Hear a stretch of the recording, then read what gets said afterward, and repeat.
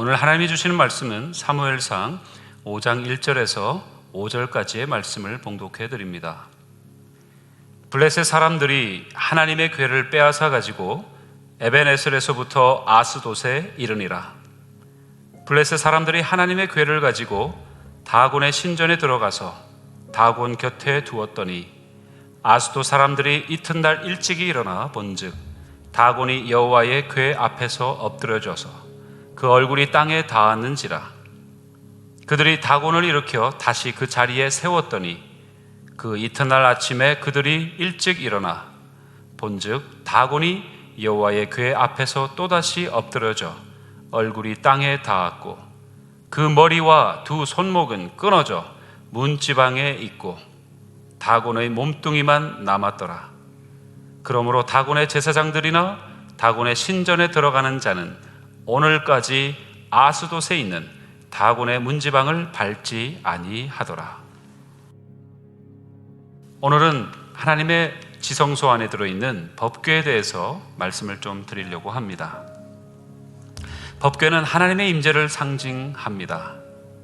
그래서 지성소를 보이지 않는 세계의 천상의 차원으로 우리가 이해할 수 있는 것도 사실 법궤 때문입니다. 바로 지성소 한복판에 하나님의 임재를 상징하는 법궤가 있기 때문인 것입니다. 성경은 법궤에 대한 인간의 상반된 태도를 전해주고 있습니다.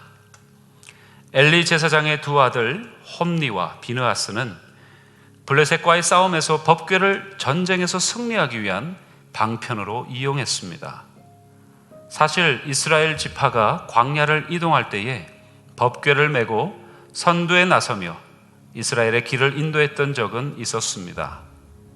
그러나 하나님을 두려워하지도 않고 또 그분의 뜻에 순종하지 않은 채 오직 승리만을 목적으로 법궤를 이용하였을 때에는 이스라엘은 전쟁에서 대패했습니다.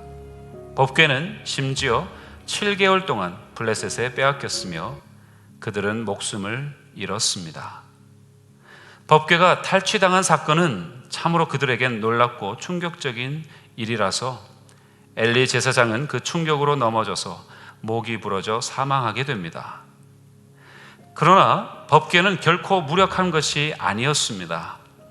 오늘 본문에서처럼 블레셋 신전을 초토화시켰고 블레셋 사람들이 도무지 감당할 수 없는 것임을 입증하였기 때문입니다.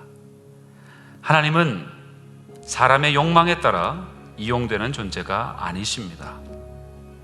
신앙생활에서 그런 경우들이 종종 일어나지만 하나님은 하나님의 이름을 망령되이 여기는 자를 결코 죄 없다 하지 않으실 것입니다. 저와 여러분은 어떻습니까? 하나님의 법궤에 해당되는 그런 물건을 우리가 소유했다는 것으로 우리가 안전하다고 또 하나님을 온전히 예배하지 아니하면서 나의 미래는 보장되었다고 스스로 여기며 그러한 자리에서 아직 머물러 있지는 않은지요. 법궤는 분명히 하나님의 임재를 상징하는 것입니다. 바로 하나님을 대신하는 것이라 할 수 있습니다. 그러나 그것을 물건으로 이용할 때에 바로 그것은 우상일 뿐이요, 그리고 오히려 그들에게는 멸망의 한 요소가 될 뿐인 것입니다.